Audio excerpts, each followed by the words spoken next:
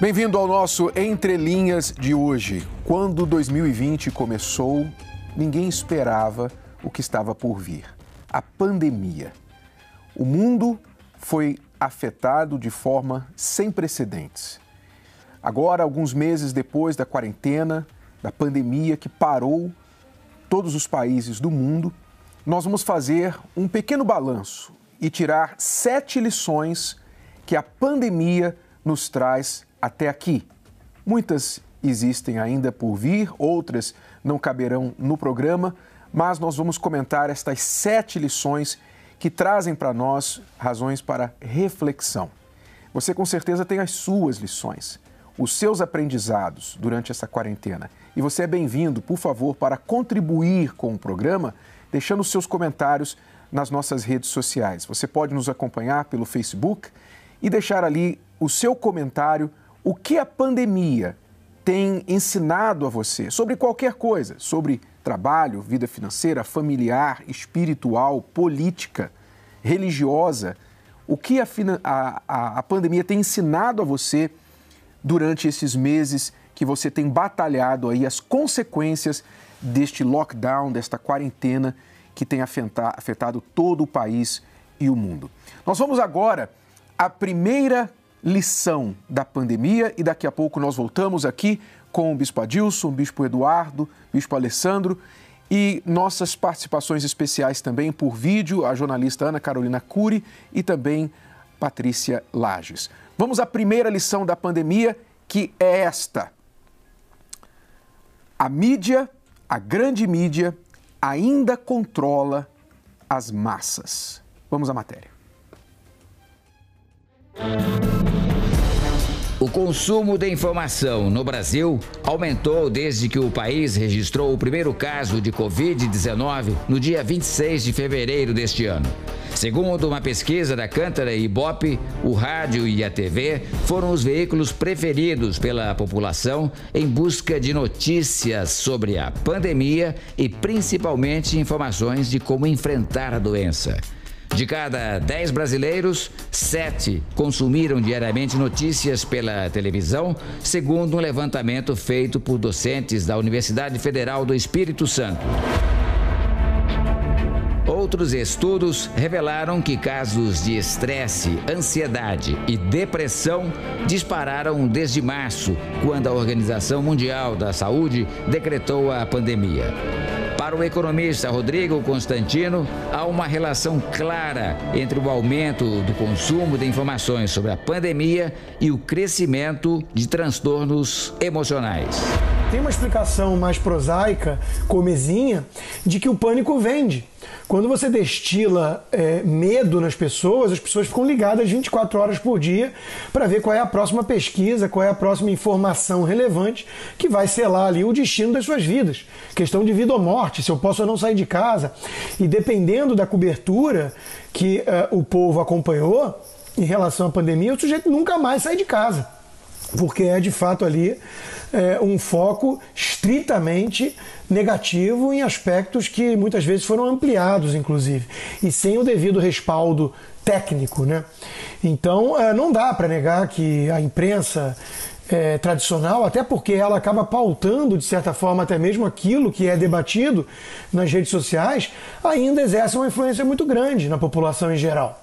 E quando vem um aspecto como esse de uma pandemia, de uma grande crise, de guerra, situações que paralisam, de certa maneira, o mundo, aí isso é, de uma maneira evidente, amplificado. E isso ajudou, sim, a gerar pânico nas pessoas, a criar um clima de medo generalizado.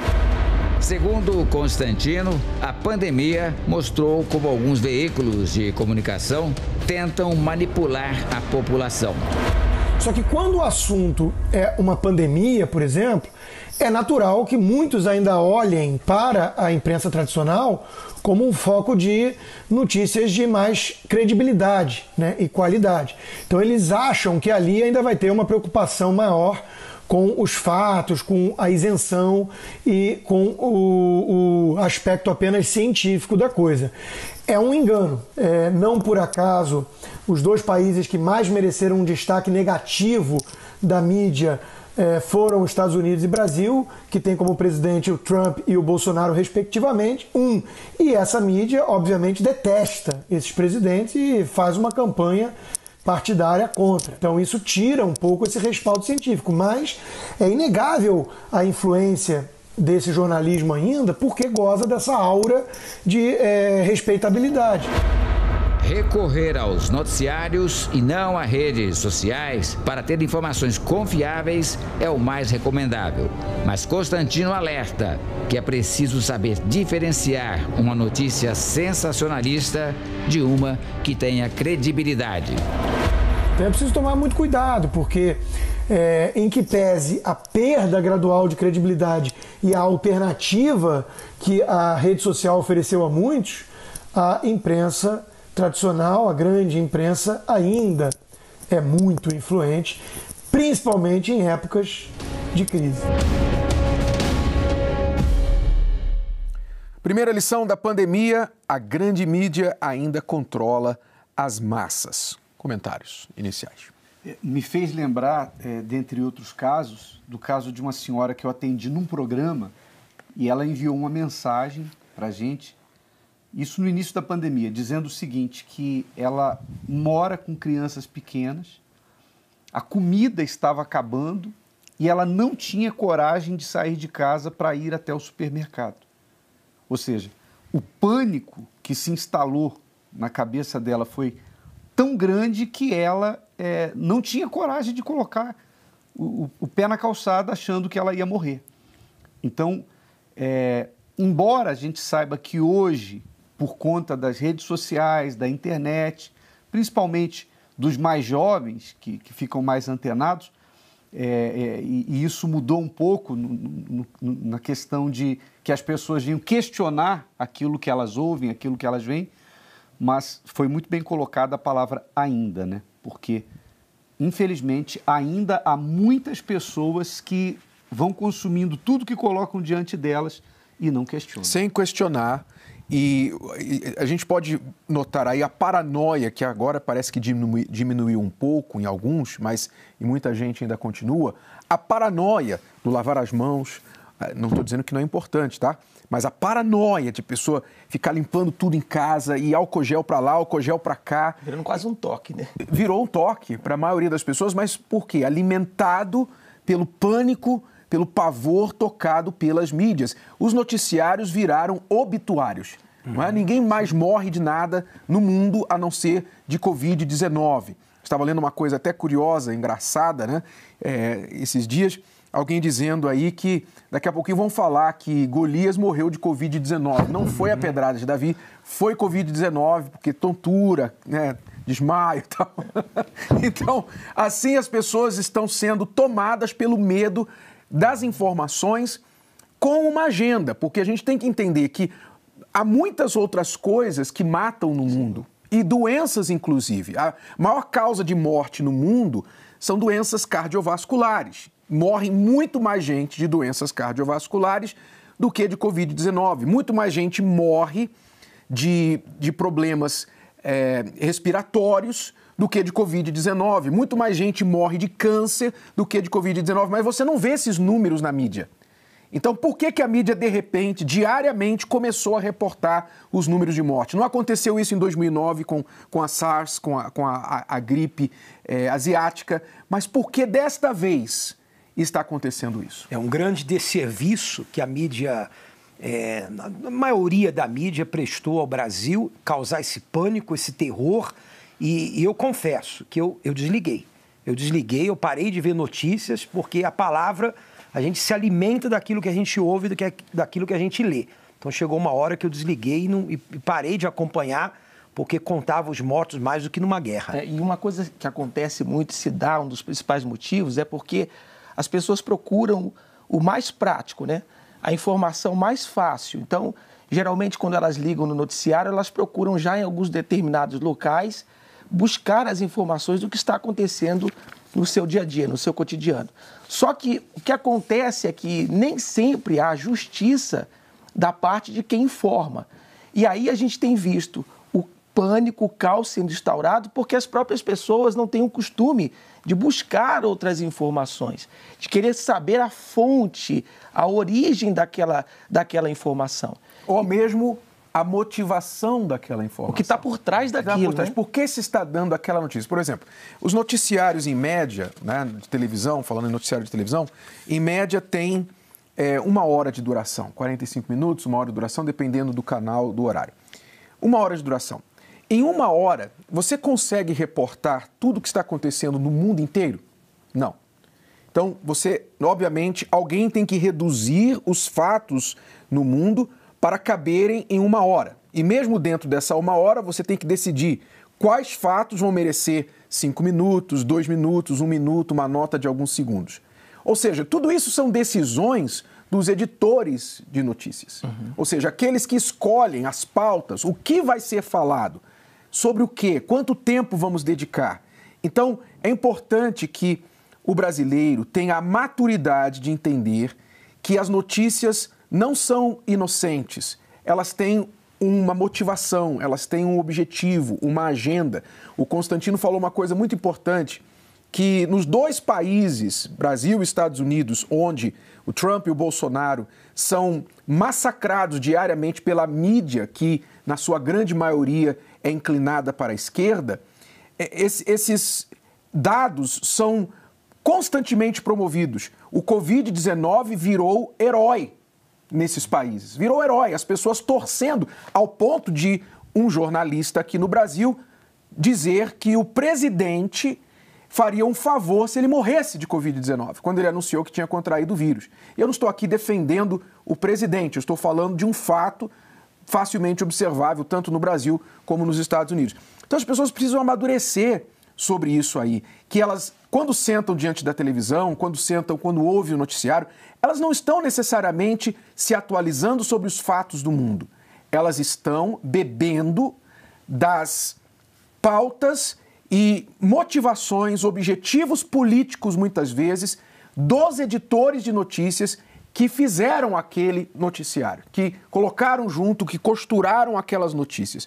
Então, as pessoas precisam ter essa consciência e procurarem se informar, não tomar de primeira mão tudo que recebem como se aquilo fosse um fato. Isso é uma lição que a gente E muito cuidado com as principais manchetes, né? Porque geralmente colocam-se em destaque, em evidência, uma coisa que é um título, uma informação negativa e às vezes com um sentido positivo, ou quando não, coloca um título, uma informação positiva com um sentido negativo.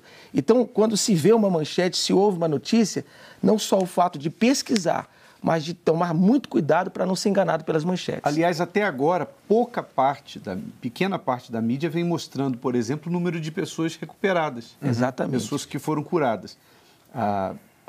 Os principais, os maiores, né, continuam noticiando apenas o número de mortos e de contaminados. Aliás, eu nunca vi ainda este gráfico aqui, né? Eu só vi esse gráfico aqui 2 vezes. A primeira foi no Entre Linhas que nós fizemos e a segunda é hoje, no Entre Linhas de novo. Ou seja, só aqui. Só aqui. Vamos colocar aqui o primeiro gráfico, tá? Primeiro gráfico aqui. Olha só, esse primeiro gráfico é casos de Covid-19 confirmados no Brasil. 1% da população. Esse gráfico representa, no seu todo, 210 milhões de brasileiros. E o ponto em vermelho significam os 2 milhões, que agora acabamos de ultrapassar, 2 milhões de casos confirmados de Covid-19.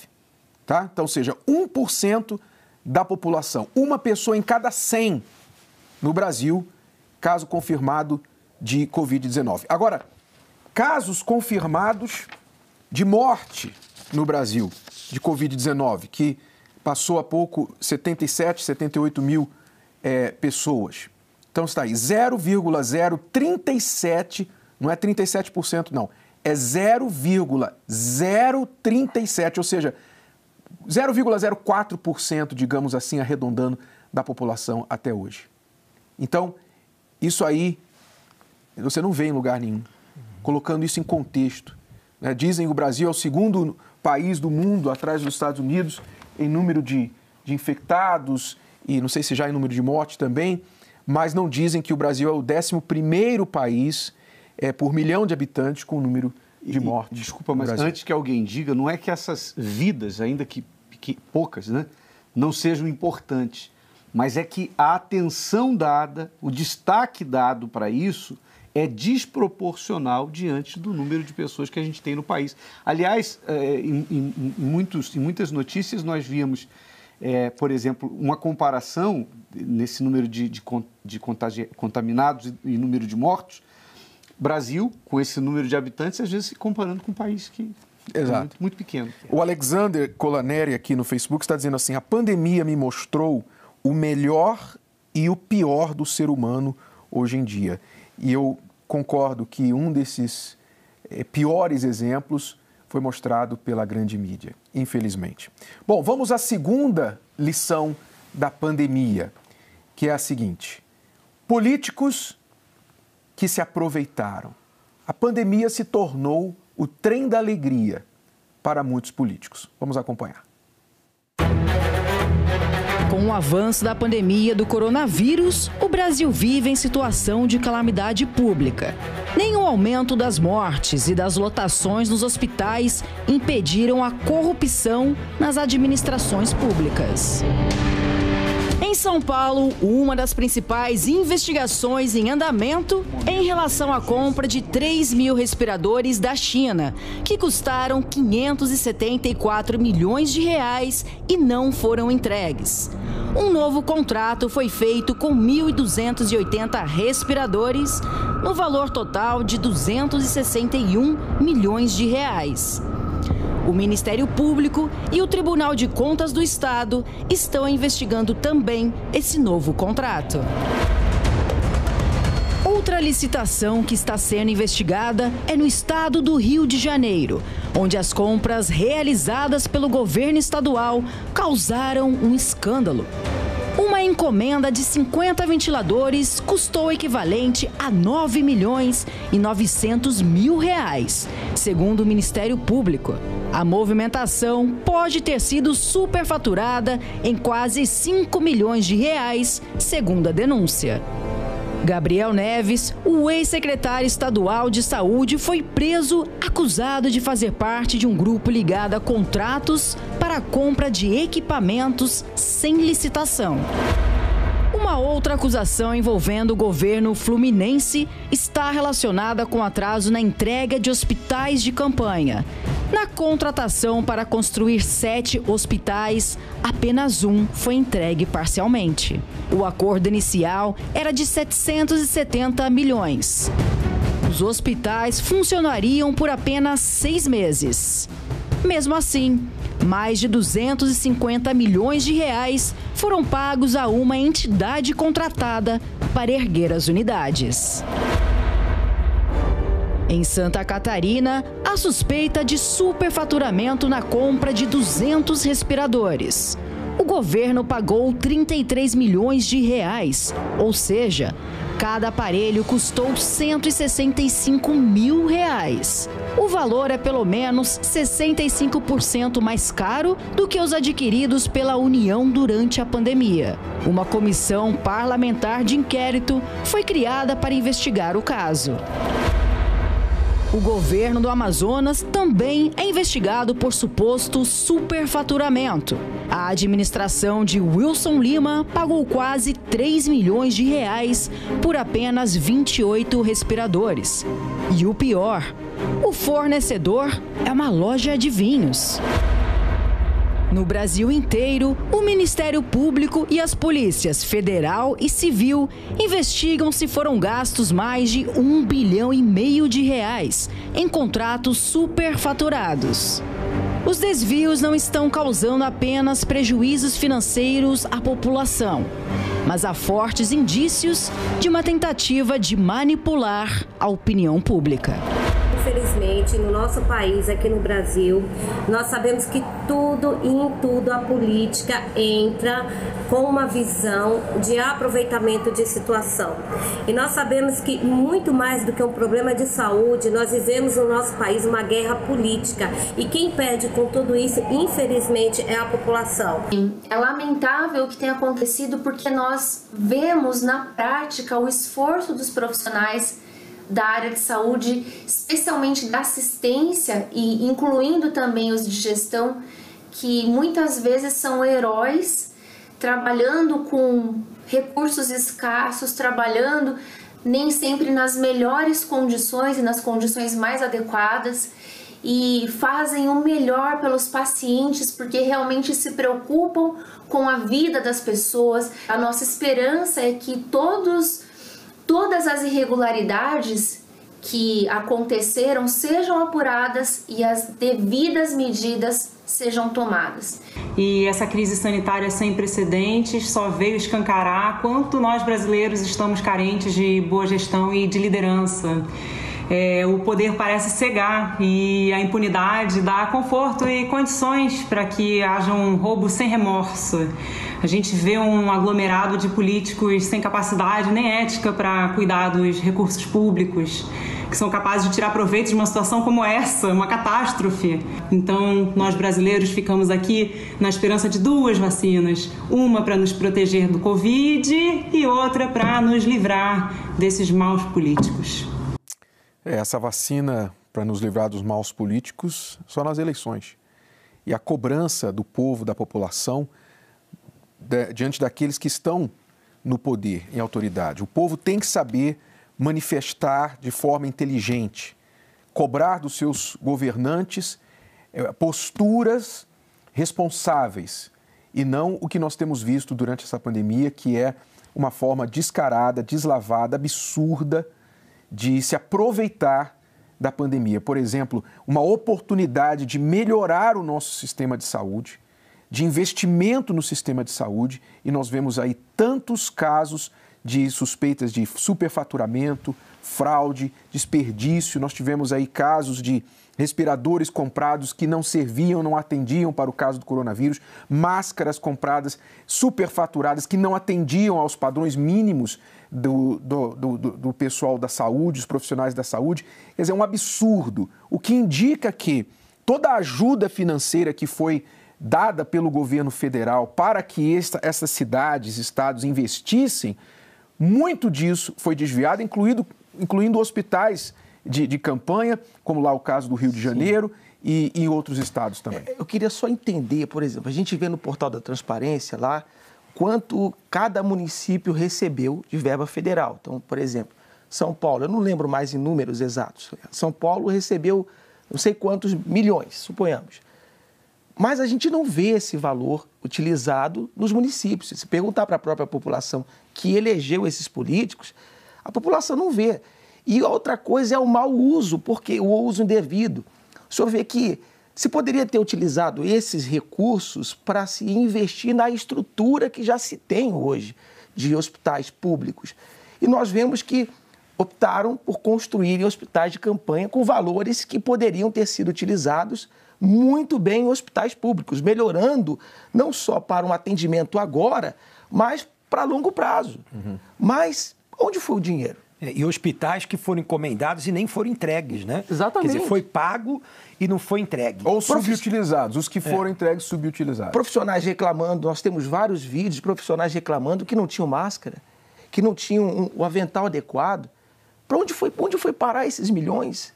Então, a população tem que pensar muito bem, porque esse dinheiro que foi empregado saiu dos bolsos de cada um daqueles que pagam seus impostos. Mas qual o esquema? Fale aí, não estou dizendo de um político específico, mas como normalmente esse esquema de desvio de verbas funciona no meio político? É muito interessante isso estar acontecendo num ano eleitoral, né? Só vê que houve uma pressão muito grande de governantes e também de prefeitos sobre o governo federal em cima da distribuição logo desses recursos. E a coisa mais importante é que eles procuraram fazer de uma certa forma para que não houvessem licitações. Então, Eles usaram dos próprios recursos que a lei amparava. Aliás, cada um deles. O desespero para que viesse agora é justamente porque a desculpa de calamidade pública eliminava essa necessidade de licitação. E de era uma oportunidade de ouro. Exatamente. Porque agora, no período eleitoral, como nós tivemos o caso no Rio de Janeiro aí nós mostramos na primeira matéria uma pessoa que foi ligada à Secretaria de Saúde com mais de milhões dentro de casa. E que já foi provado pela própria Polícia Federal que esse dinheiro foi de desvio. Então, é interessante. Por quê? Mas o que funciona, eu queria que as pessoas entendessem como funciona a jogada do desvio. Porque normalmente o que a gente vê, o esquema, repito, não estou falando de um caso específico, mas o que é de fato comum, conhecimento comum no meio político. Como funciona? A venda ou a compra sem licitação normalmente é superfaturada, né? Vai lá em cima o preço, que dá margem para o vendedor daquele equipamento ou material, então receber um valor muito mais alto. Acima. E essa sobra vai de volta para determinado político para ajudá-lo na campanha política. Ou para o bolso dele ou para a campanha política dele. Para a campanha política. É uma coisa que acontece muito, é uma prática hoje no Brasil. E as prefeituras e os governos brigaram lá em Brasília para que prefeitura e Estado tivessem independência para gastar o dinheiro. Mas quando a coisa não dá certo, eles dizem a culpa é do governo federal. Então, quer dizer, eles são responsáveis em gastar o dinheiro, investir ou não, mas se alguma coisa dá errado, a culpa é do governo federal. E a gente sabe que a corrupção não é uma coisa nova no Brasil, mas vivendo um período pós-auge da Operação Lava Jato, né, os mais inocentes, de repente, pensam assim, não, agora o pessoal vai maneirar, né? Dosar, eles vão com mais cuidado, porque não, o que a gente viu agora foi corrupção sofisticada, requinte de crueldade, porque tiraram proveito de uma situação, exploraram a dor alheia, a dor das pessoas, recebendo essa verba e não atendendo a população no momento em que a população mais precisou da saúde pública. E é isso que é revoltante e é isso que você, que é eleitor, você consciente, você tem que procurar saber, você tem que se inteirar o que aconteceu na sua cidade. Para onde foram os recursos que a sua cidade, o seu município recebeu, o seu estado recebeu? Para onde foram? Onde chegaram? E em loco, não é só acreditar no que o papel está falando, não. Ah, tá lá, prestou contas, mas o que chegou de fato lá no chão, no hospital? O que chegou na sua comunidade? E se você verifica que os políticos transformaram a pandemia em trem da alegria, deu troco para eles nas próximas eleições. Deu troco, porque eles estão lá porque foram votados. E você tem a oportunidade na próxima e é tão descarado, de consertar isso. Desculpa, é tão descarado que roubavam e dizia o objetivo é salvar vidas. Quer dizer, descaradamente... De quem, né? De quem eles não falaram. Quais vidas eles não falaram. Vamos falar com a Ana Carolina, jornalista, e também Patrícia Lages, estão por vídeo com a gente. Ana, vai em frente, você deve estar aí engasgada, porque esse assunto é revoltante, mas diga aí a sua parte. De fato, olá, Bispo, olá a todos. Bom, voltando um pouquinho para a primeira lição, eu estava pensando aqui, né? As pessoas, elas precisam entender que elas são influenciadas a todo momento. São diversos estudos que analisam o comportamento humano que mostram que nós somos influenciados desde que a gente nasce até a nossa velhice. Mas tem muitas pessoas que acham que essa influência vem só na infância, na adolescência, não é verdade. E entre os fatores, Bispo, que trazem essa influência para a gente está a imprensa, está a grande mídia, porque todo jornalista, todo comunicador, de certa forma, é um influenciador, é um formador de opinião. E como nós assistimos na primeira matéria, nesse contexto da pandemia, as pessoas, por conta da quarentena, tiveram que ficar mais tempo em casa, algumas tiveram que trabalhar no modelo home office, trabalhar de casa, outras já perderam seus empregos logo no começo. Então, as pessoas ficaram muito inseguras, elas queriam saber o que ia acontecer. Logo, elas consumiram mais informações, assistiram mais programas jornalísticos, acessaram mais o rádio, sites, enfim. A audiência desses veículos subiu. Então, ao meu ver, o primeiro fator de influência foi essa questão emocional, porque ao mesmo tempo que a audiência subiu, os transtornos emocionais também aumentaram, né? Essa notícia eu vou colocar já segura aí. E aí, subindo os transtornos emocionais, eu conversei na época com alguns especialistas sobre isso e eles me disseram que entre os pontos que fizeram as pessoas a desenvolverem esses transtornos está o fato delas consumirem informações de forma excessiva, informações negativas, enfim.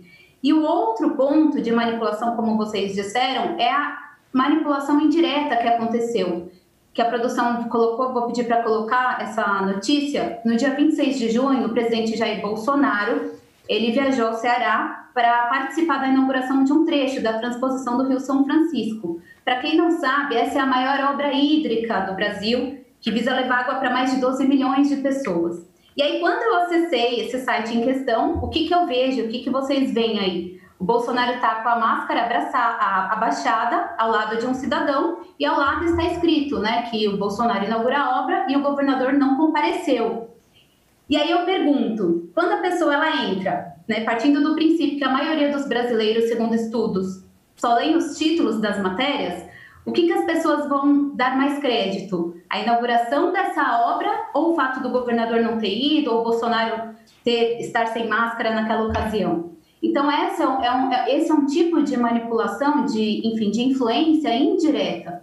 A gente sabe que a imprensa é um dos pilares da nossa democracia, ela tem o dever de levar informação para as pessoas, só que as pessoas precisam se atentar a isso, porque às vezes a influência vem com uma imagem, vem por meio de um título. No último dia 13, para acrescentar, o ECA, que é o Estatuto da Criança e do Adolescente, completou 30 anos. A ministra Damares Alves, ela lançou um plano de contingência para crianças e para adolescentes. Só que no mesmo dia, no dia 13 de julho, foi celebrado o Dia Mundial do Rock. E eu notei que parte da imprensa deu muito mais visibilidade ao Dia Mundial do Rock.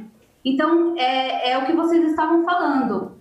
Quem que dita o que é mais relevante para as pessoas? Né? Então, se as pessoas tiverem essa consciência que da mesma forma que se você comer fritura todo dia, você vai ter doenças, se você se alimentar sua mente de forma errada, você além de ser influenciado, manipulado, você também vai desenvolver transtornos emocionais, né? Então as pessoas precisam se atentar às fontes.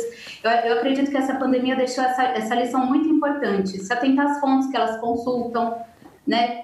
Ler a notícia inteira, principalmente na internet, né? Não se alimentar apenas do título. Tem uma outra pesquisa, Bispo, que eu queria citar, que eu estava lendo hoje, que fala que principalmente os usuários das redes sociais, eles formam seus pensamentos críticos lendo apenas os títulos das notícias. Então, de que forma as pessoas estão consumindo? Porque eu acredito que se as pessoas desenvolverem esse senso crítico, elas vão se blindar dessa influência, e aí a gente espera, né, que esses veículos que fazem isso percam essa audiência e ponham a mão na consciência também.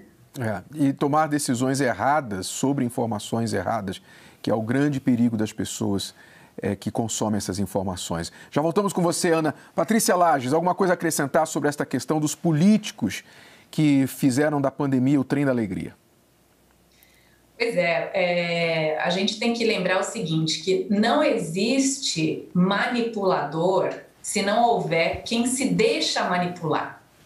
Então, a partir do momento que a pessoa acredita em tudo que ela vê, que ela tem preguiça de ler, que ela tem preguiça de pensar, vai ter um manipulador, né, que vai fazer ela pensar aquilo que ele quiser. Então, todas essas pesquisas que a Ana Carolina falou refletem o comportamento das pessoas. Da mesma forma que nós conhecemos esses números, quem faz a notícia também conhece.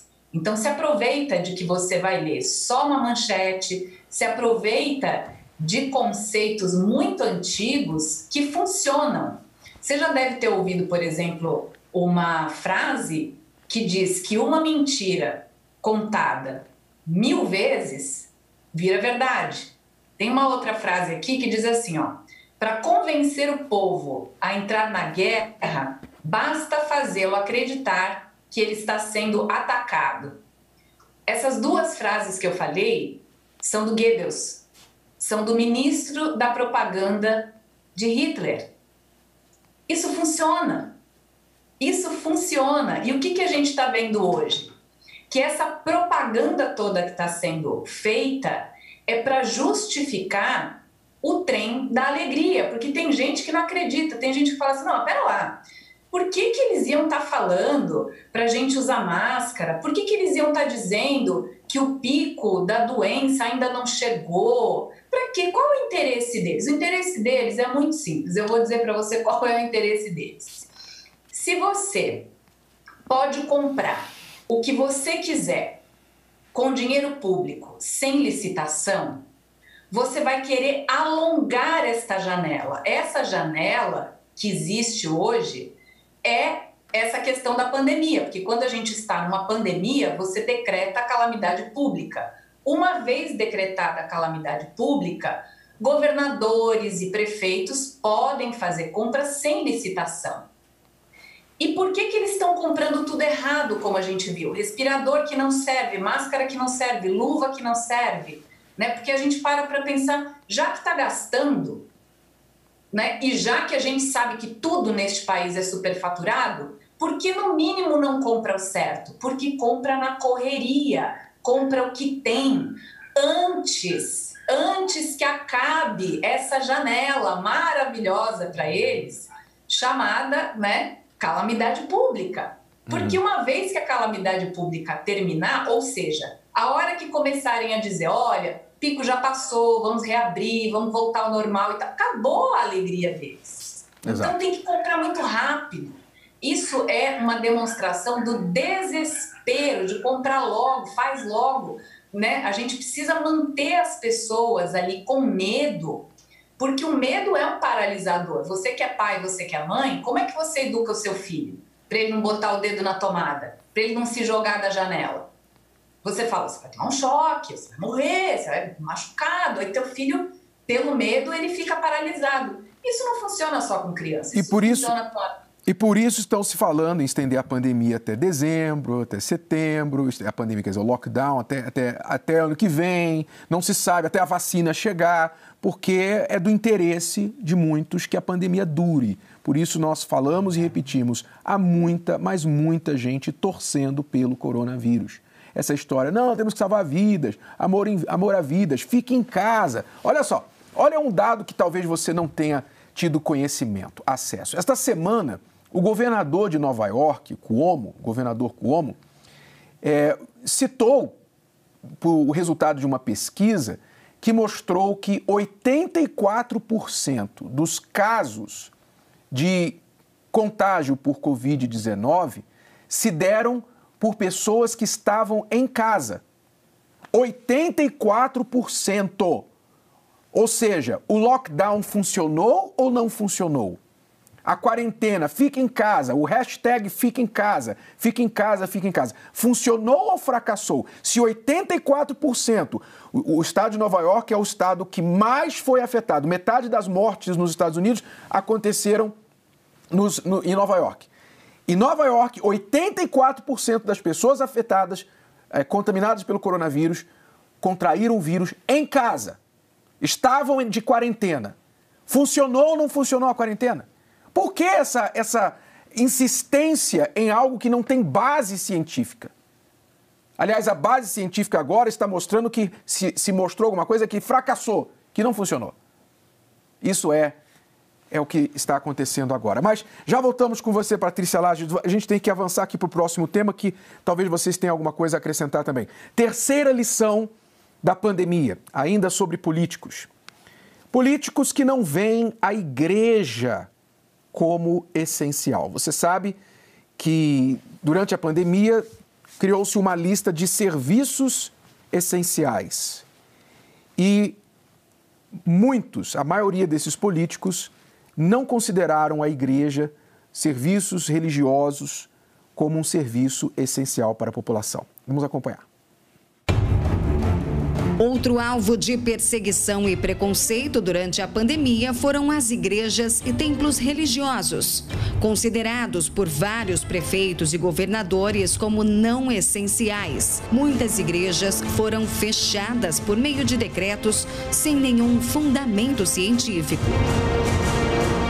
Para muitos desses políticos, apenas o alimento do corpo físico é essencial, pois qualquer pessoa tem livre acesso aos supermercados e às farmácias. Porém, o alimento da alma foi considerado dispensável.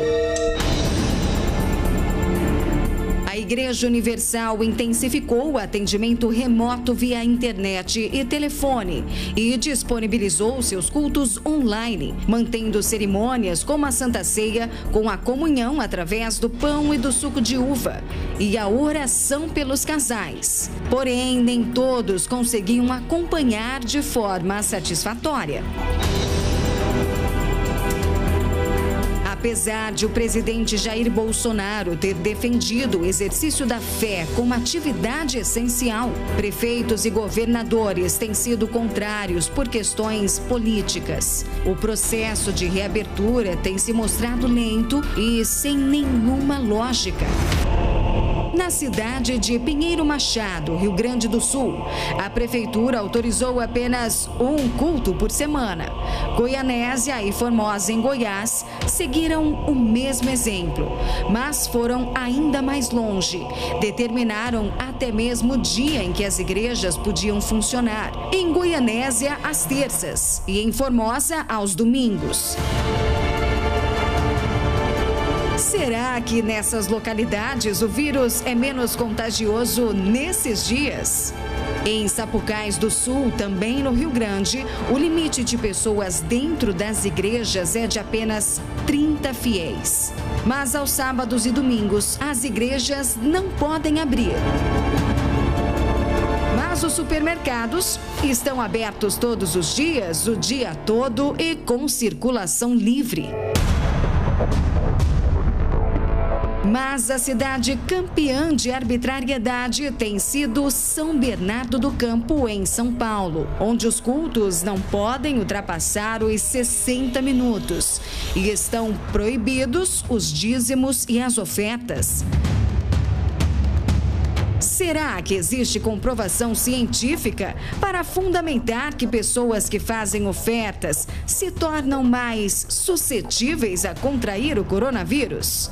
Ou seria isso uma forma de intervir e controlar práticas comuns ao cristianismo realizadas dentro das igrejas? Fechar as igrejas ou interferir na forma como os cultos são realizados são sinais de cuidado com a saúde da população ou aproveitamento da situação para violar o direito à prática religiosa garantida pela Constituição do país. Hoje é 19 de julho. Ainda hoje, 4 meses depois do início da pandemia, há igrejas, e não só igrejas evangélicas, as religiões que aglomeram pessoas, há igrejas, há cidades no Brasil que ainda não podem realizar cultos presenciais. Mas nestas mesmas cidades, os ônibus estão lotados, as estações de trem, de metrô, os supermercados, mas por alguma razão há algo que acontece nas igrejas que esses políticos não querem que aconteça. Eu até acho que alguns políticos e autoridades aproveitaram mais uma vez da situação da pandemia para exteriorizar todo o seu preconceito religioso, determinando o fechamento das igrejas. As igrejas, elas são parceiras do poder público porque elas ajudam as pessoas. Todas as igrejas, a grande parte das igrejas, fizeram trabalhos sociais louváveis durante a pandemia. A Igreja Universal tem um trabalho social muito consolidado, mas até igrejas pequenas, igrejas com 40 membros, eles foram se movimentar e conseguiram cestas básicas, comida para quem estava na rua e fizeram o seu trabalho social. Depois nós temos o trabalho espiritual, emocional. A igreja é uma escola. Ela pode ensinar a pessoa até lavar as mãos, usar o álcool gel, o distanciamento. Quer dizer, as igrejas são as grandes aliadas das pessoas, mas os prefeitos e governadores cortaram esse trabalho das igrejas. E alguns, como a matéria mostrou, até abusaram. Então você tem prefeito aí proibindo até oração dentro de casa, né? Tem prefeito proibindo Santa Ceia, tem lá em Curitiba chegaram mais de 20 policiais fortemente armados e o pastor estava fazendo um culto online. Deve ter imagens aí. Vamos colocar o vídeo aí. Veja só o vídeo do que aconteceu nesta Assembleia de Deus lá em Curitiba, foi isso? Curitiba. Lá em Curitiba. Olha só, está sobrando polícia para policiar igrejas, faltando para policiar bandidos. Mas para policiar igrejas está sobrando. Foram 20 viaturas? 20 policiais. 20 policiais, não sei quantas viaturas, para policiar um culto que estava acontecendo online. Transmissão online. Vamos acompanhar.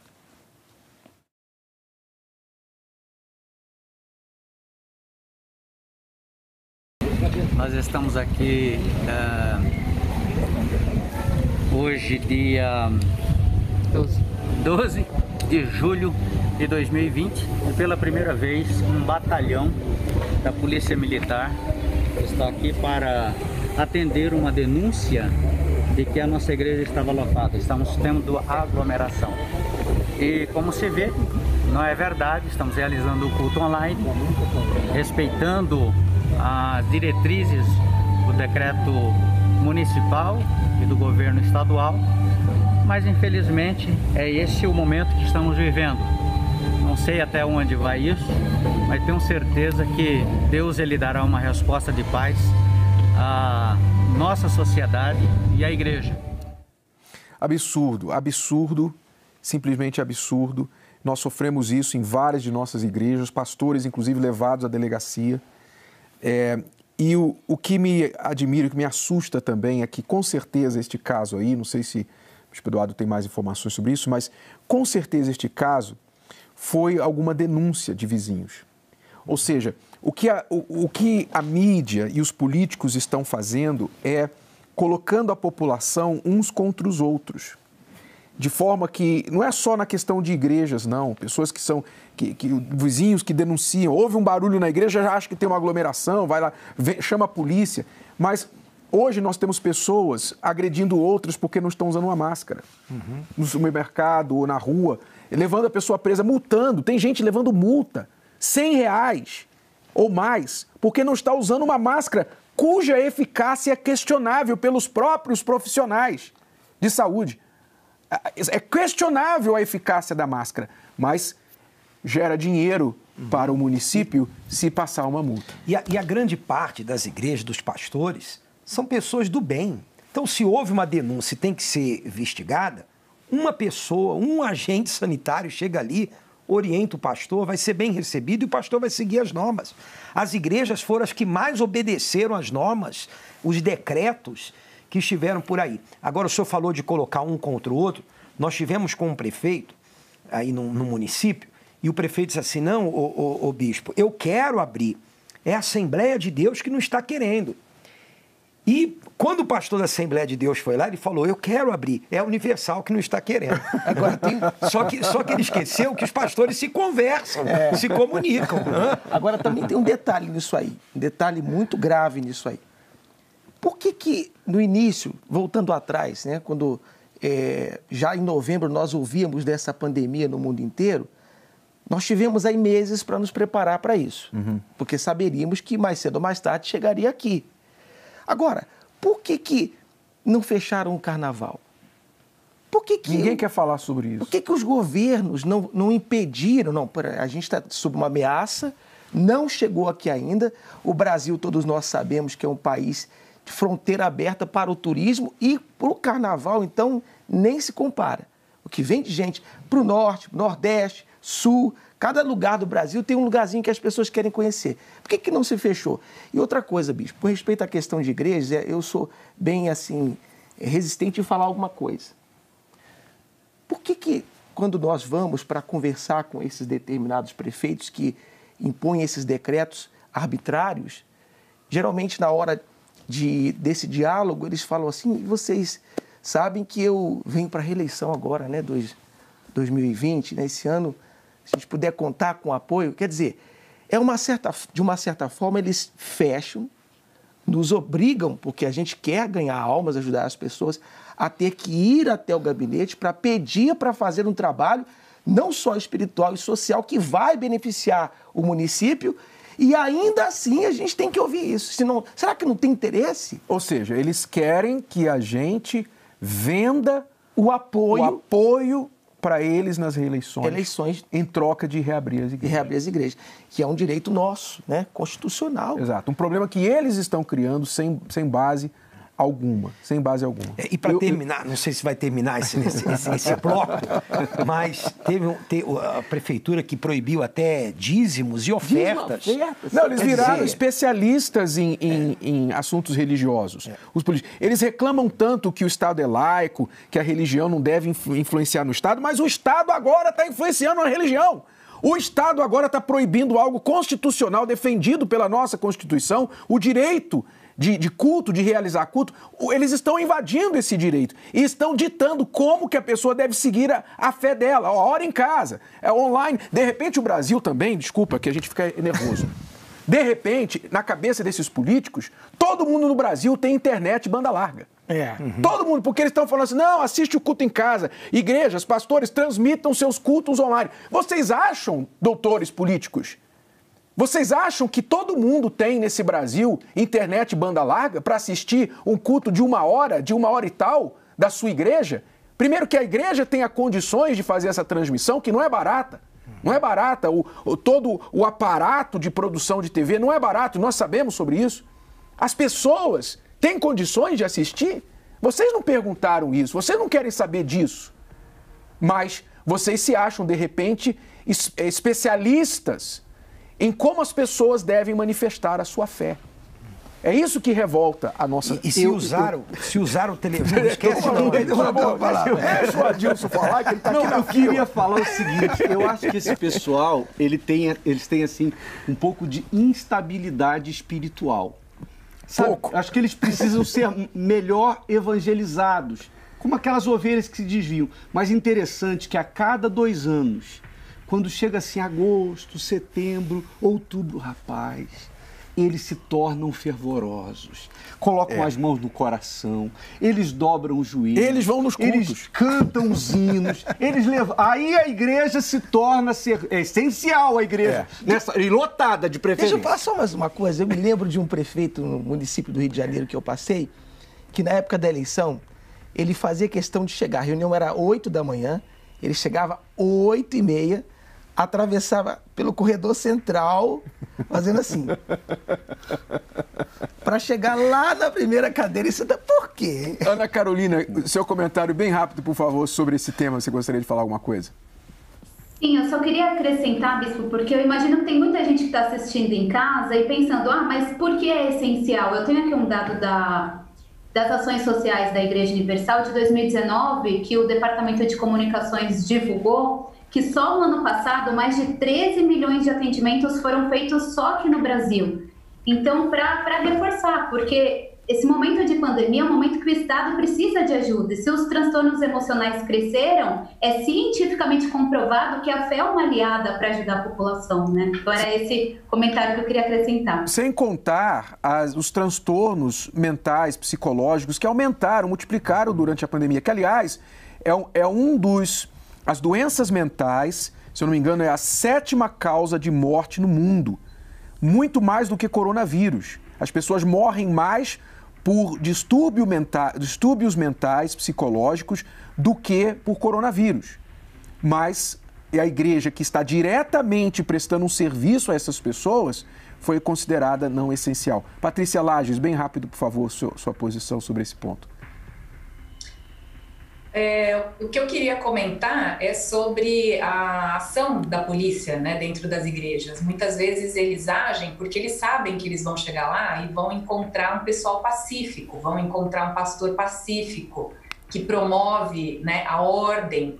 Por que eles não vão nos bailes funks? Porque todo mundo sabe que desde sempre, desde que começou essa pandemia, não pararam os bailes funks. Por que a polícia não vai lá, ostensivamente, cuidar daquelas pessoas que estão devidamente aglomeradas? É porque Não tem mais disponível, eles estão tudo nas igrejas, para fechar as igrejas.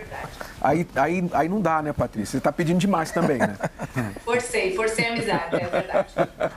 Vamos à quarta lição da pandemia. Apesar de tudo isso, de todo esse preconceito, de toda essa resistência, a palavra de Deus não está presa. Quando as portas das igrejas não puderam ser abertas, a Universal não poupou esforços para investir ainda mais em recursos que anunciassem o poder de Deus e a transformação de vida através da fé, mesmo à distância. De casa, as pessoas acompanharam diariamente cultos online e na TV aberta. Porque se você não tem o Espírito Santo, então a tua fé não tem sustentação. Pela internet, palestras e meditações da Bíblia, mensagens de áudio e texto nos sites e aplicativos da Universal. E quando não foi possível descer as águas, o batismo aconteceu mesmo assim, por aspersão.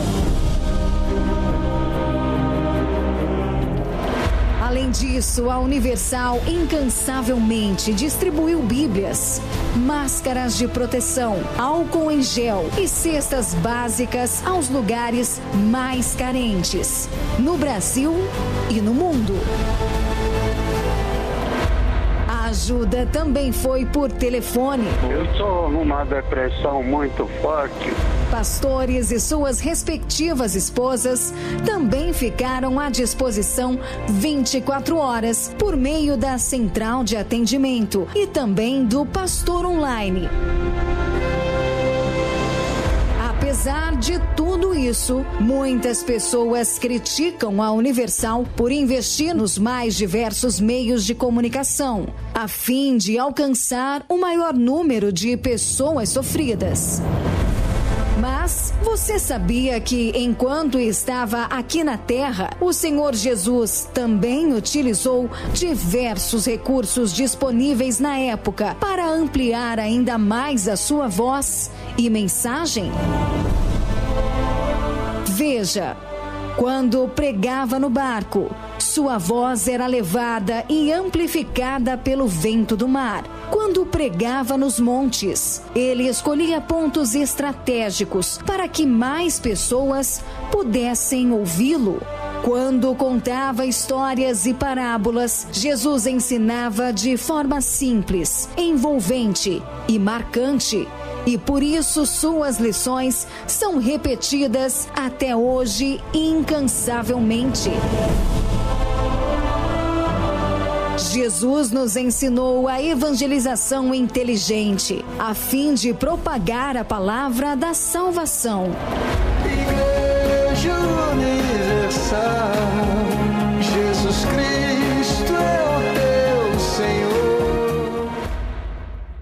Pois é, se por um lado a tentativa de barrar, de impedir o trabalho da igreja, fechar as igrejas, prevenir que cultos presenciais acontecessem, nós buscamos, por outro lado, cumprir a ordem de levar a palavra de Deus a todos, independente da sua situação. Como disse o apóstolo Paulo, segundo Timóteo 2:9, ele diz: por isso sofro trabalhos e até prisões, como um malfeitor.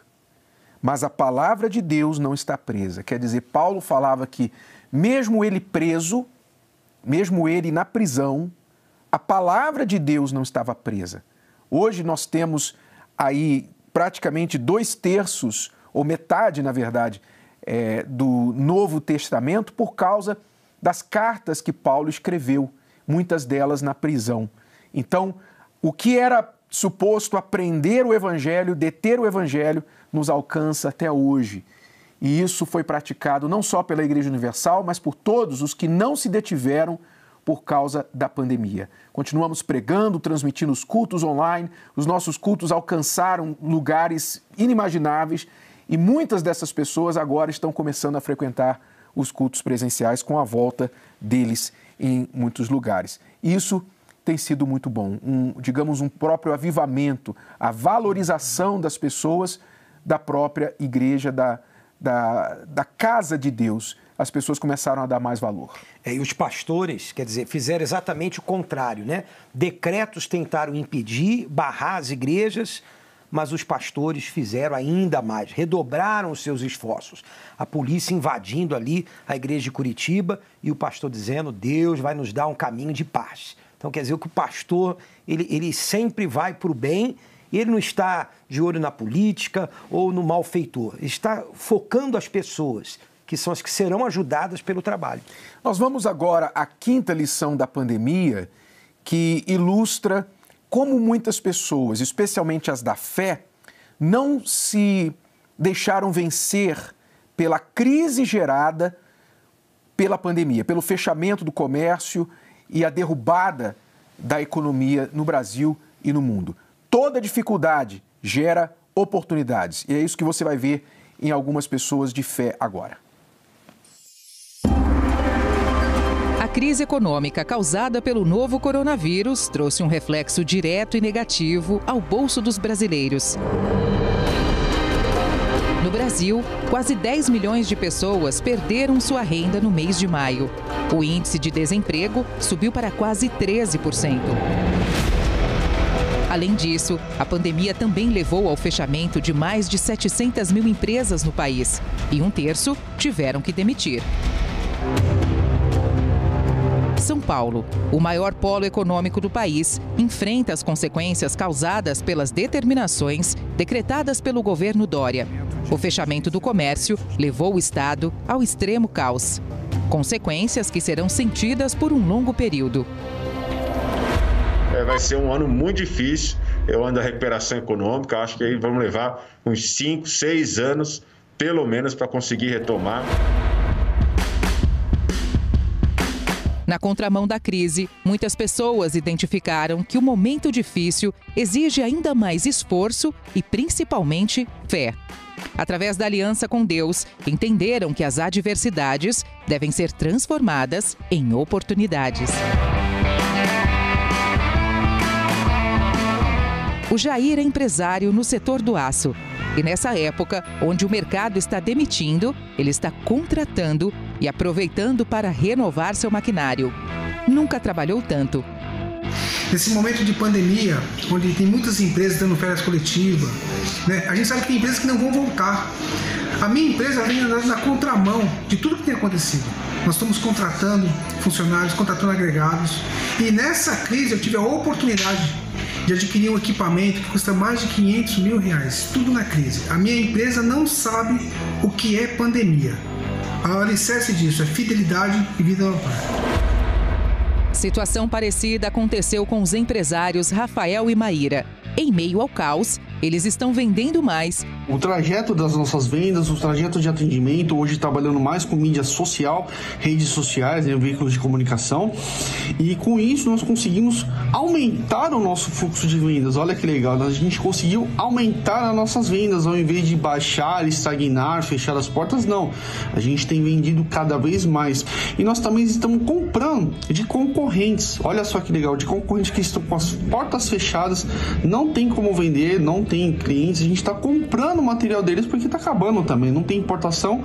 Então, enquanto nós tivermos material para estar comprando, a gente vai vender, porque Deus sempre dá direção. A Sueli, apesar de ter seu negócio parado, não se abalou. Pelo contrário, enxergou uma oportunidade para empreender em novos negócios. Eu tenho uma empresa de tradução, onde nós fazemos 32 idiomas. E nessa pandemia, o nosso faturamento caiu para metade, 50%. E o que aconteceu? Eu também tenho uma marca de moda praia e moda fitness. E essas as marcas, nenhumas tiveram faturamento nesse período da pandemia. Só que eu me reinventei fazendo máscaras de tecido, onde no início eu fui a pioneira a fazer essas máscaras, fui muito criticada, porque até então não poderia usar esses tecidos, né? Com isso, quando saiu a aprovação do Ministério da Saúde, eu comecei a profissionalizar mais ainda a máscara, vendi muitas máscaras, só que aí no meu pensamento veio assim, máscaras não vão durar para o resto da vida. E aí foi que eu tive uma inspiração, que realmente a inspiração veio de Deus. Eu comecei a fazer toucas cirúrgicas e fazer jaleco cirúrgico para pediatria, esteticista, veterinário, área odontológica, enfim, para a área da saúde. A pandemia pegou todo mundo de surpresa. Isso é fato. Por isso, para essas pessoas, estarem aliadas à fé fez toda a diferença. Pessoas se reinventando durante a pandemia, mostrando que toda dificuldade gera oportunidade. Patrícia Lages, você é especialista em finanças pessoais. Você deve ter visto muitos casos assim de pessoas que aproveitaram e estão aproveitando essa pandemia, a crise econômica, para se reinventar, gerar novas fontes de renda. Ao longo de toda a história, se a gente for estudar a história das grandes empresas que a gente tem hoje, a maioria delas, a grande maioria delas, surgiu de problemas. Surgiu porque tinha uma pessoa visionária que, quando percebeu um problema, quis vender a solução. É assim que a economia funciona. Então, eu vejo que a pandemia, por mais que nós tenhamos números negativos, a gente tem muita gente desempregada, a gente tem aí mais de 700 mil empresas que não vão abrir, que fecharam agora durante a quarentena e não vão reabrir. Ou seja, se a gente pegar esses 700 mil empresas que fecharam, multiplicar pelo número de funcionários que trabalhavam nelas, e se a gente multiplicar pelo número de pessoas que dependiam desse funcionário trabalhando em uma dessas 700 mil empresas que não vão reabrir, a gente tem um número enorme de pessoas que perderam a renda, em muitos casos, 100%. Então, a saída para essas pessoas, muitas vezes, é empreender. E o que o brasileiro precisa aprender é que ele tem que ser um caçador de problemas se ele quiser se dar bem no mundo do empreendedorismo. Porque, literalmente, as pessoas pagam para não ter problema. Então, se existe um problema, alguém chega lá com uma solução, essa pessoa vai pagar por essa solução. As pessoas pagam para não ter dor de cabeça. E agora, o que mais a gente tem é problema. Então, aquele que se focar em resolver problema, em vez de reclamar do problema ou ficar esperando uma ajuda do governo, ficar esperando que o mercado se reaqueça para conseguir lá um emprego, esses vão acabar ficando para trás. Agora, quem olhar para essa situação como uma oportunidade, tem tudo para se dar bem. Então, você agora, o que você pode fazer na prática aí, você que está assistindo o programa? Aí no seu bairro, na sua comunidade, no seu entorno, quais são os problemas que mais você vê? De repente, são os pais que voltaram a trabalhar, mas a creche ainda não abriu para deixar os filhos. Isso é um problema. Você tem uma solução para esse problema? De repente, são senhoras idosas que estão com medo de sair de casa para fazer compra, não tem lá um parente que venha frequentemente verificar se está tudo bem. Será que você não pode resolver esse problema? Então, se você for esse caçador de problema e se você colocar toda a sua energia, né, em vez de ficar assistindo uma notícia, coloca aí as suas energias em criar oportunidades, em resolver o problema dessas pessoas, você achou um negócio. E que, de repente, é um negócio que vai te permitir formar sua renda e que você não venha mais depender de um emprego, que você não seja mais pego de surpresa, né, por coisas, não exatamente por uma pandemia, porque isso a gente não podia prever, mas se você tem um emprego, você pode ser pego de surpresa por uma demissão a qualquer momento. Então, aproveite, né, toda essa situação agora caótica de problema para criar aí as suas oportunidades. E descobrir talentos que você não sabia que tinha. Você tem que ter coragem para ir em frente. E, de repente, você começa vendendo máscara. De repente, você está na indústria têxtil, você está em outra área, às vezes que não tem nada a ver com a primeira, mas só o fato, a atitude de você ter ousado empreender já te mostrou que você é capaz de fazer muitas coisas e não precisa ficar na dependência de um auxílio ou do patrão voltar a te chamar ou qualquer outro tipo de renda, de fonte de renda. Você pode ser a sua própria fonte de renda. Agora, Bispo Adilson, a fé nos ensina isso, a palavra de Deus nos ensina isso, que quando nós somos fiéis a Deus, nós estamos aliançados com o altar, que foi uma coisa que muitos desses testemunhos que nós vimos agora, muitos que são fiéis ao altar, fizeram e têm feito, assim como Deus não pode deixar a obra dele parar, pandemia ou não, ele não vai deixar faltar para aqueles que patrocinam esta obra. A gente vê exemplos na Bíblia de homens, heróis da fé, que venceram no meio da dificuldade. A gente tem, por exemplo, o caso de Isaac, que no ano de sequidão e de grande fome que sobreveio ao mundo, naquele ano, por causa da obediência dele a Deus, está escrito que ele enriqueceu, aliás, ele se tornou riquíssimo naquele ano. E o que dizer de José também, que foi um exemplo de fidelidade, de manter a vida no altar, que aproveitou, claro, por uma direção que Deus deu, aqueles 7 anos de fome que sobrevieram à terra, ele teve uma direção de maneira que, depois dos 7 anos, então, aliás, 7 anos de prosperidade, que depois vieram 7 anos de miséria, e ele teve uma direção, e com a direção que Deus deu para ele, ele pôde fornecer, claro, em troca de dinheiro, o sustento para todas as nações. Ou seja, Deus sempre deu aos seus servos direção, ideias, abertura de portas, de caminho, para que as pessoas pudessem, o seu povo pudesse prosperar. E não se esqueça, você é uma pessoa de fé, uma pessoa da fé, e você está passando dificuldades financeiras, você não pode ficar parado esperando que o governo, que a pandemia venha acabar, que haja um novo pacote econômico, um novo auxílio governamental. Não. Você tem na palavra de Deus a promessa. E a quarentena não invalida a promessa, pelo contrário, potencializa a promessa. Tome atitude, vá para cima. Esteja aliançado com Deus. Meu Deus, prospera as minhas mãos, porque eu quero patrocinar a tua obra. A tua obra não pode parar. Então, haja sua fé como estas pessoas que você acabou de acompanhar estão agindo. Vamos à 6ª lição da pandemia. O isolamento social tem se tornado, para muitos, distanciamento espiritual. Vamos acompanhar a matéria.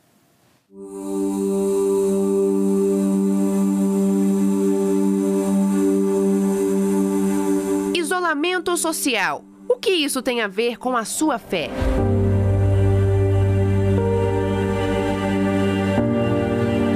Durante a pandemia do novo coronavírus, a fé de muitos cristãos se esfriou. Acontece que o que deveria ser um distanciamento social acabou se transformando em um distanciamento espiritual. Nesse período, hábitos que são essenciais para manter uma comunhão com Deus foram, aos poucos, sendo deixados de lado. Acompanhar as reuniões, ler a Bíblia, até as orações não são como antes. Uma pandemia que fez muitos colocarem a vida espiritual em segundo plano ou até se esquecerem dela. E a Cleidiana sabe muito bem o que é isso. Com mais tempo dentro de casa, conciliar os afazeres domésticos com a vida espiritual tem sido um desafio. Como a gente tem criança em casa, sempre atrapalha. Você começa a ler a Bíblia, lê um capítulo, depois você começa a parar e aí acaba se enfraquecendo. Senti muita falta de estar aqui no Templo de Salomão, que com certeza aqui é maravilhoso. A gente sente bastante a presença do Espírito Santo. Em casa não é a mesma coisa, de jeito nenhum, de maneira alguma. Assim como o corpo precisa de alimentos todos os dias, a alma também. Então, as consequências de uma fé enfraquecida logo começam a aparecer. Nesse período, a gente teve algumas discussões em casa, né, com o esposo, com a minha filha, entendeu? Minha filha também se afastou de Deus, entendeu? Não está mais querendo vir na igreja. Então, isso tudo é consequência, né, de ficar em casa nessa pandemia sem estar aqui no Templo de Salomão.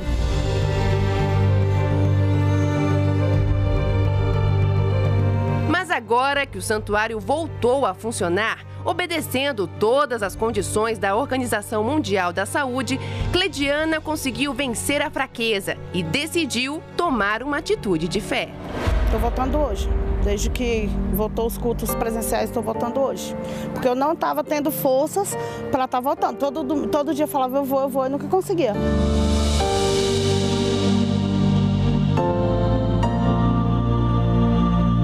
a expectativa é uma só: voltar a ter uma vida com Deus. Eu quero voltar ao que eu era antes, entendeu? Voltar a ter a presença de Deus na minha vida, na minha família, que isso é muito importante. É essencial, é tudo na minha vida, é Deus.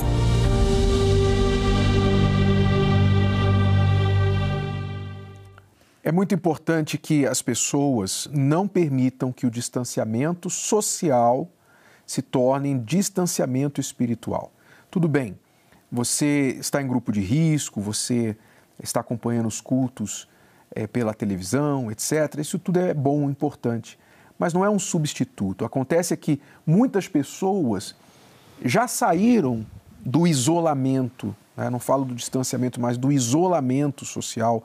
Estão trabalhando, estão voltando às suas rotinas, as lojas, os comércios estão reabrindo, mas elas ainda não voltaram, não retomaram a atividade da fé.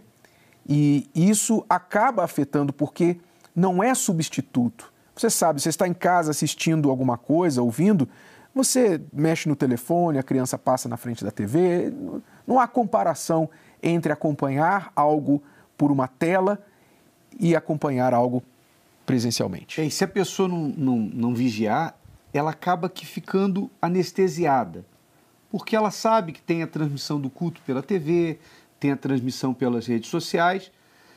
Foi o caso de um senhor que entrou em contato comigo e falou assim, voltei. Sabe por quê? Porque eu vi que eu ia no banco, eu ia no supermercado, eu ia atrás de dinheiro, eu tinha que pagar as contas e eu só não ia para a igreja. Quer dizer, acordei e eu vi que o único lugar do qual eu estava distante me preservando é o que eu mais preciso.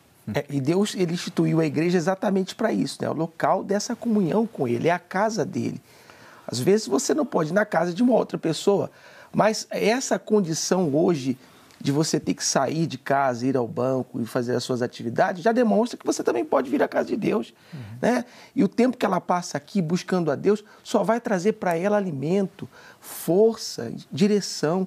É o que muita gente tem precisado. Se por um lado, né, a intensificação dos cultos online trouxe evangelização, muitas pessoas que não conheciam a igreja puderam conhecer, por outro lado, acomodou algumas pessoas que se acomodaram, aceitaram esse novo normal e precisam, então, agora acordarem, reagirem e voltar a essa comunhão direta com Deus. E até porque nós estamos seguindo todas as normas, né? Da OMS, da Secretaria de Saúde, nós estamos seguindo todo o procedimento. Então, é seguro. E é importante você entender que você não deve fazer o jogo que eles querem que você faça, que é exatamente o afastamento espiritual.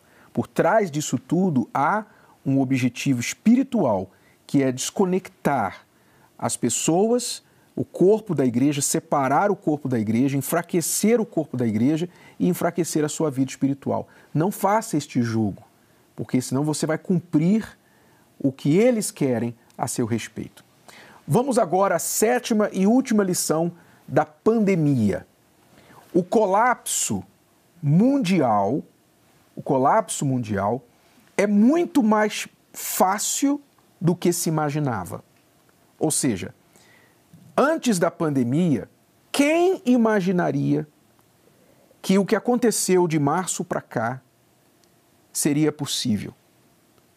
Talvez se a gente assistisse um filme, né, que falasse sobre isso, a gente iria dizer, não é tão assim também, não ia ser tão assim. Mas foi um pequeno vírus, invisível a olho nu, um vírus, de certa forma, já conhecido porque, vamos falar, é Covid-19, não é Covid número 1, é Covid-19, ou seja, já vieram 18 antes. É um vírus conhecido, tudo bem, uma mutação de um vírus já conhecido, mas um vírus que desafiou as pessoas mais capazes, mais inteligentes na área política, econômica, de saúde, em todas as áreas, e colocou o mundo de joelhos. Então, o que a Bíblia profetiza que acontecerá no final dos tempos, que haverá um colapso mundial generalizado da economia, da política e de todos, da agricultura, da saúde, em todos os setores, isso a pandemia está provando que é mais fácil acontecer do que muita gente imaginava. E quando a gente medita nas Escrituras acerca de tudo aquilo que está já profetizado, do que está escrito que vai acontecer, esse vírus é, assim, entre aspas, uma amostra grátis, é uma coisa pequenininha, comparado a tudo aquilo, por exemplo, que o profeta Daniel falou, daquilo que se fala no Apocalipse. Imagina por exemplo, a terça parte do mar se converter em sangue.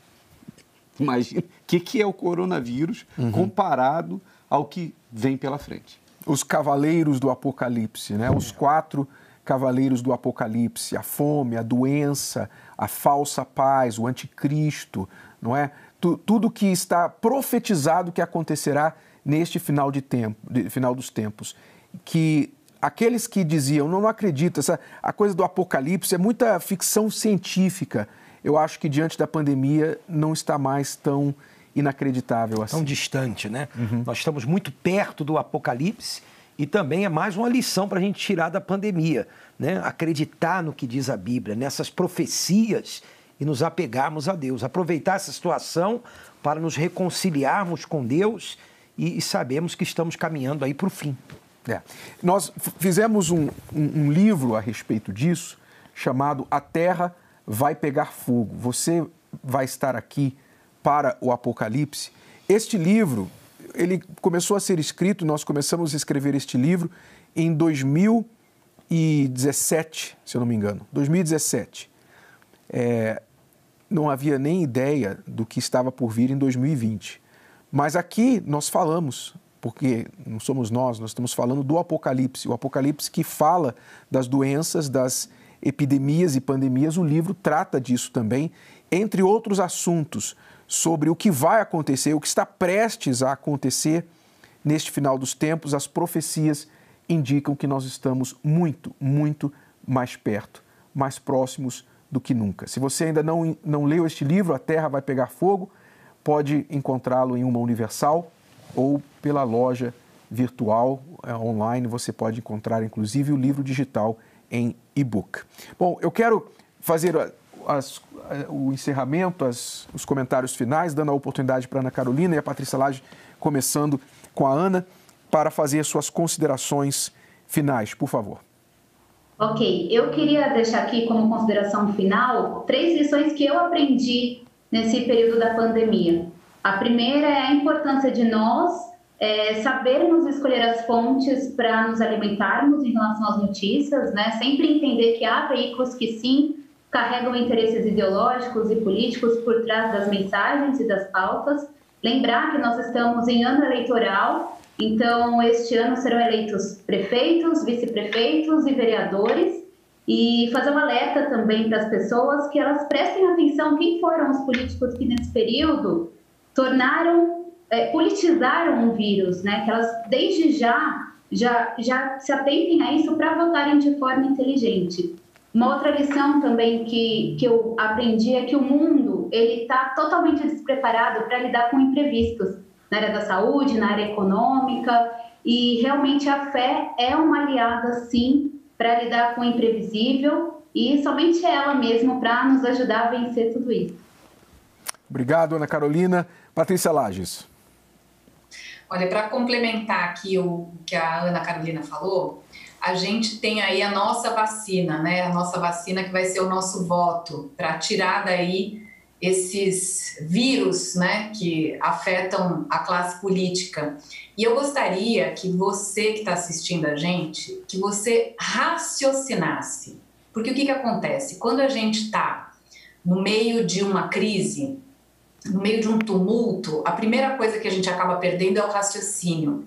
Só que você depende do seu raciocínio, então você precisa parar e pensar, né? Porque os políticos vão continuar usando o vírus, eles vão dizer que eles salvaram vidas, eles vão utilizar aí coeficientes tirados da cartola não sei de quem para dizer que salvaram 100 mil vidas, 30 mil vidas, cada hora eles fazem uma conta.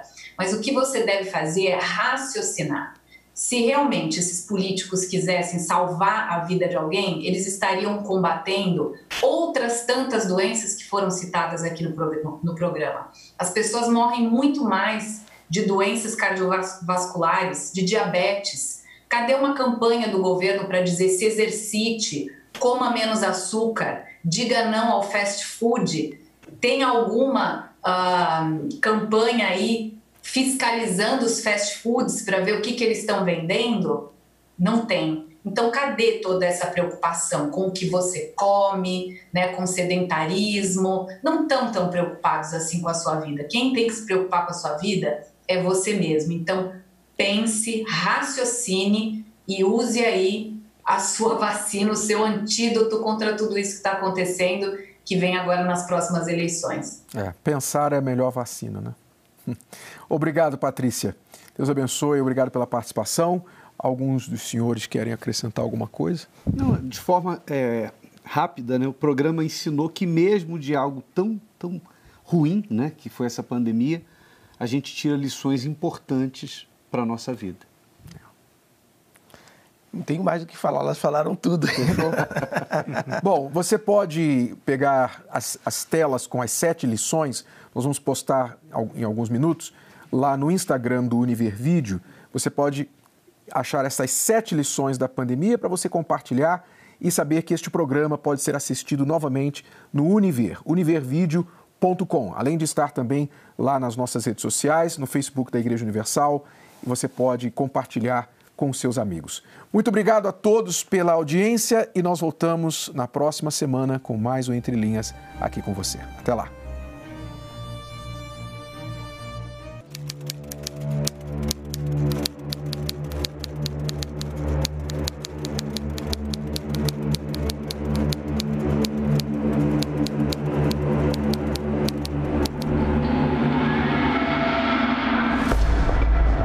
Ignore o futuro próximo por sua conta e risco. Ou leia: A Terra vai pegar fogo. O novo livro de Renato Cardoso, já nas livrarias. Ou receba em casa com frete grátis pelo arcacenter.com.br.